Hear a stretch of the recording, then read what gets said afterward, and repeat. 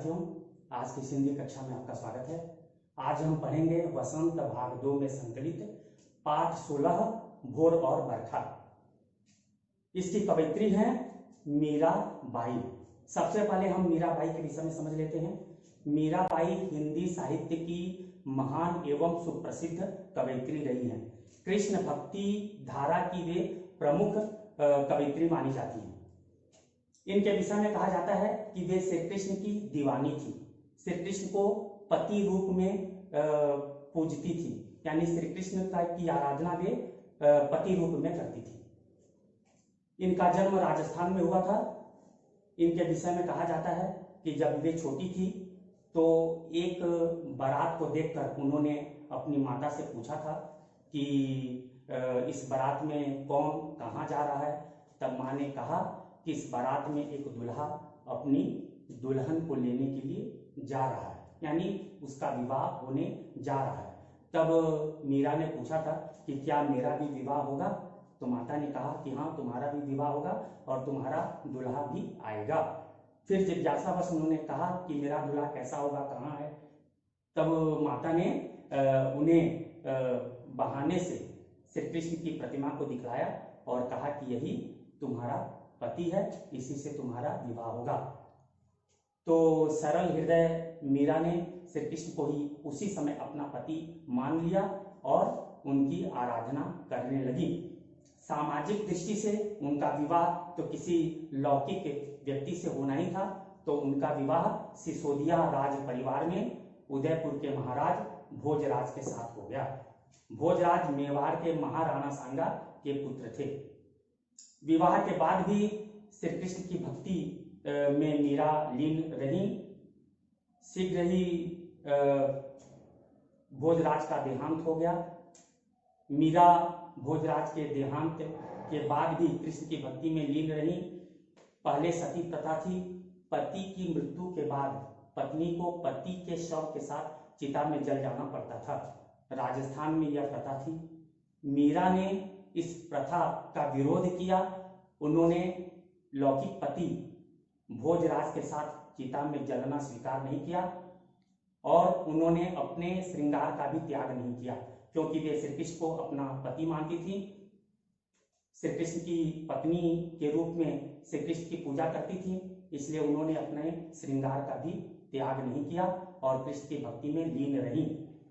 वे कृष्ण के मंदिर में जाती थी, संतों के सानिध्य में जाती थी और कृष्ण की प्रतिमा के सामने अपने लिखे पदावली का गान करती थी और भाव विभोर होकर नृत्य करने लग जाती थी। मीराबाई राजवंश की राजबहू थी। राजवंश की बहू थी। राजवंश की मर्यादा के अनुसार उन्हें राजमहल में रहना था, लेकिन इस तरह से आम व्यक्तियों के सामने, आम जनता के सामने नृत्य करना, भजन करना राज परिवार को अच्छा नहीं लगा और राज परिवार ने उन्हें विष देकर मारने की कोशिश की, किंतु भगवान कृष्ण की कृपा से उनका जीवन बचता रहा। अपने ससुराल वालों का व्यवहार अपने प्रति इस तरह निष्ठुर देखकर मीरा द्वारका और वृंदावन चली आई और वहां कृष्ण की भक्ति में लीन रहने लगी। वहां कृष्ण भक्तों के सानिध्य में रहने लगी। लोगों ने भी उन्हें देवी समझकर मान और सम्मान दिया। कालांतर में उन्होंने श्री कृष्ण से निवेदन किया कि वे उन्हें अपने में समाहित कर लें और कहा जाता है कि वे सदेह देह के साथ ही श्री कृष्ण की प्रतिमा में विलीन हो गई, यानी उनका मृत शरीर किसी ने नहीं देखा, उनका मृत शरीर लोगों को नहीं मिला, वे श्री कृष्ण में विलीन हो गई। यह है भक्ति की पराकाष्ठा। यह है भक्त का अपने भगवान के प्रति अनन्य प्रेम, अनन्य भाव। और मीरा ने कृष्ण को अपना पति मानकर कृष्ण के प्रति आत्मसमर्पण किया, कृष्ण के प्रति आत्म निवेदन किया और कृष्ण को अपना सर्वस्व मानकर लोगों के सामने कृष्ण भक्ति की पराकाष्ठा का उदाहरण प्रस्तुत किया। मीरा ने कृष्ण की भक्ति में अनेक भजन लिखे जो गेय रहे हैं, जिन्हें गाया जाता है। आज भी मीरा के लिखे भजन को गायक गाते हैं। मीरा अपने समय में भी इन भजनों को जो स्वयं लिखती थी स्वयं गाती थी और इनके इन भजनों को वहां उस समय दूसरे भक्त भी गाया करते थे। मीरा ने राजस्थानी, मिश्रित हिंदी एवं ब्रज भाषा दोनों भाषाओं में कविताएं लिखी। प्रस्तुत पाठ भोर और बरखा, इसमें मीरा के द्वारा रचित 2 पद हैं। एक पद भोर यानी सवेरा, इसमें श्री कृष्ण जो अभी तक जगे नहीं हैं, माता यशोदा उन्हें जगाने की चेष्टा कर रही हैं। इसका बड़ा ही सुंदर वर्णन है। मीरा के पद ज्यादातर श्रृंगारिक होते हैं, उनमें वे पति मानकर श्री कृष्ण के प्रति अपने आत्मनिवेदन को प्रस्तुत करती हैं। मेरे तो गिरधर गोपाल दूसरो न कोई, इस तरह की इनकी कविताएं होती हैं। लेकिन इन्होंने श्री कृष्ण की बाल लीला का भी वर्णन किया है। प्रस्तुत पद में श्री कृष्ण की बाल लीला का वर्णन है, यानी माता यशोदा कृष्ण को जगा रही हैं क्योंकि सवेरा हो चुका है। और जो दूसरा पद है वह वर्षा ऋतु का बड़ा ही मनोभावन वर्णन है। वर्षा ऋतु है और ऐसे में श्री कृष्ण के आने की सूचना मीरा को मिली हुई है, इसलिए मीरा मत्त होकर, उन्मत्त होकर, प्रसन्न होकर इस वर्षा के प्रति अपना आभार व्यक्त कर रही हैं, इस वर्षा में स्वयं को खो रही है। तो इस तरह से इसमें 2 पद हैं। पहला पद है भोर, जैसा कि मैंने आपको बतलाया कि श्री कृष्ण सवेरा होने के बाद भी जगे नहीं हैं, माता यशोदा उन्हें जगा रही हैं। जागो बंसी वारे ललना, हे बंसी वाले मेरे लाल तुम जग जाओ। जागो मोरे प्यारे, हे मेरे प्यारे तुम जग जाओ। जगो, रजनी बीती रात बीत गई है, भोर भयो है सुबह हो गई है। घर घर खुले किमारे, घर घर के दरवाजे खुल गए हैं। भोर हो जाने के बाद दरवाजे खुल जाते हैं, तो सवेरा होने के बाद सभी ने अपने दरवाजे खोल लिए हैं, सबके घर के दरवाजे खुल गए हैं। गोपी दही मथत, गोपियां दही मथने लगी हैं। सुनियत हैं कंगना के झनकारे, और उनके कंगन की झनकार अब सुनाई देने लगी है। उठो लाल जी भोर भयो है, सुर नर ठारे द्वारे। हे मेरे लाल अब तुम उठ जाओ, भोर भयो है सुबह हो गई है। सुर नर ठारे द्वारे, सुर यानी देवता, नर यानी मनुष्य। सुर और मनुष्य दोनों ही दरवाजे पर आकर खड़े हो गए हैं, तुम्हारे दर्शन के अभिलाषी हैं, यानी उन्हें दर्शन देने के लिए तुम उठ जाओ, जग जाओ। ग्वाल बाल सब करत कुलाहल, सवेरा हो गया है, ग्वाल बाल वन जाना चाहते हैं पशुओं के साथ, इसलिए वे अब कोलाहल करने लगे हैं, शोर मचाने लगे हैं। जय जय शब्द उचारे, और सभी तुम्हारी जय जयकार कर रहे हैं, सभी जय जयकार शब्द का उच्चारण कर रहे हैं। माखन रोटी हाथ महलीनी, गौवन के रखवारे, और ये ग्वाल बाल गायों के रखवाले हैं, गायों को लेकर वन जाते हैं, वन में गायों को चराते हैं। तो ये गायों के रखवाले हाथ में मक्खन और रोटी ले लिए हैं, क्योंकि अब उन्हें वन जाना है, गायों को चराने जाना है, और तुम इस तरह से सोए पड़े हो, इसलिए अब उठो और तुम भी इन ग्वाल बालों के साथ वन जाओ।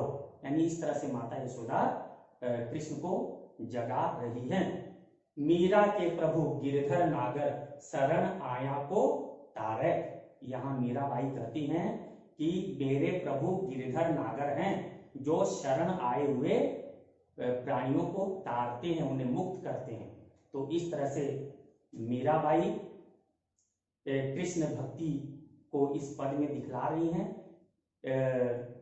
माता यशोदा कृष्ण को जगा रही हैं, और यहाँ मीरा अंतिम पंक्तियों में कृष्ण के प्रति अपने अनन्य प्रेम को भी दिखला रही है।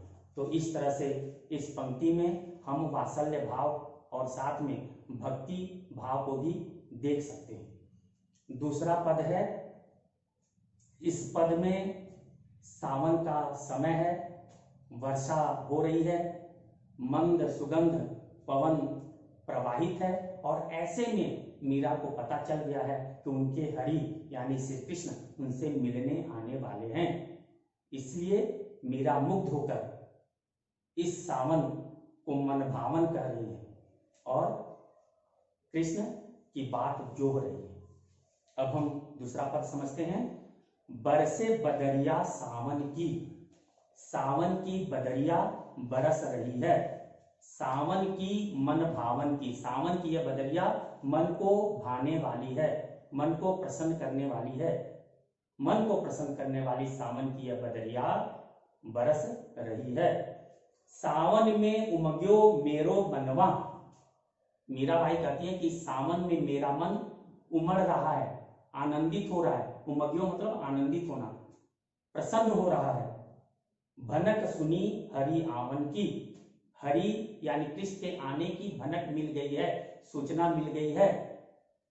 इस सूचना के कारण मेरा जो मन है वह आनंदित हो उठा है। उमड़ घुमड़ चहुदिश से आया, दामिन दमके झर लावन की। उमड़ घुमड़ यह जो बदरिया है, ये सावन की जो बदली है, उमड़ घुमड़ कर चारों दिशाओं से मेरे पास आ गई है, यानी चारों दिशाओं से यह बदली उमड़ घुमड़ कर आई हुई है। दामिन दमके, और इसी बदली में दामिन यानी बिजली चमक रही है। दामिन यानी दामिनी, बिजली, बिजली चमक रही है। झर लावन की, और बारिश की झड़ी लगी हुई है, यानी वर्षा हो रही है। झर लावन की मतलब झड़ी लगी हुई है, वर्षा हो रही है। नन्ही नन्ही बूंदन मेहा बरसे, नन्ही नन्ही बूंदों के द्वारा मेहा वर्षा हो रही है, बादल बरस रहे हैं। शीतल पवन सुहावन की, और शीतल पवन भी प्रवाहित है, जो बड़ा ही सुहावना लग रहा है, जो बड़ा ही मनोमुग्धकारी है। ऐसे में मीरा अत्यधिक प्रसन्न है और कहती है, मीरा के प्रभु गिरधर नागर, गिरधर नागर मीरा के प्रभु हैं।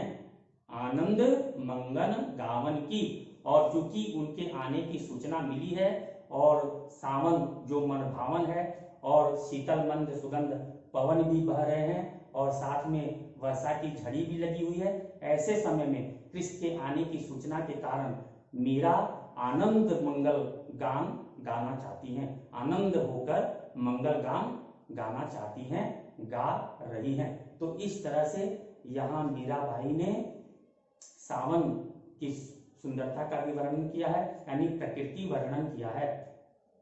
प्रकृति में वर्षा का विशेष महत्व होता है, तो यहाँ मीरा ने सावन का वर्णन किया है और साथ में अपने प्रभु के आने की सूचना से उनके अंदर जो आनंद प्रकट हो रहा है, उस आनंद को भी उन्होंने यहाँ अभिव्यक्त किया है। तो इस तरह से प्यारे बच्चों, मुझे पूरा विश्वास है कि आप इन दो पदों की व्याख्या को भली भांति समझ गए होंगे और आपको यह भी पता चल गया होगा कि कृष्ण दीवानी मीरा किस प्रकार कृष्ण के प्रति समर्पित थी। मुझे पूरा विश्वास है कि इस पाठ को आप समझ गए होंगे। इस वीडियो के डिस्क्रिप्शन में इसका प्रश्नोत्तर दिया हुआ है, आप डिस्क्रिप्शन में जाइए और इन प्रश्नोत्तर को आप अपनी वसंत कॉपी में लिख लीजिए और उन्हें याद भी कर लीजिए। एक बात और कहना चाहता हूं कि आप मेरे इस वीडियो को मेरे इस चैनल को जो doctor size educational and motivational class है, उसे आप सब्सक्राइब कीजिए, लाइक कीजिए और अपने मित्रों में शेयर भी कीजिए, जिससे सभी को इस चैनल के वीडियो देखने का अवसर मिले और सभी को हिंदी का ज्ञान भी प्राप्त हो। धन्यवाद।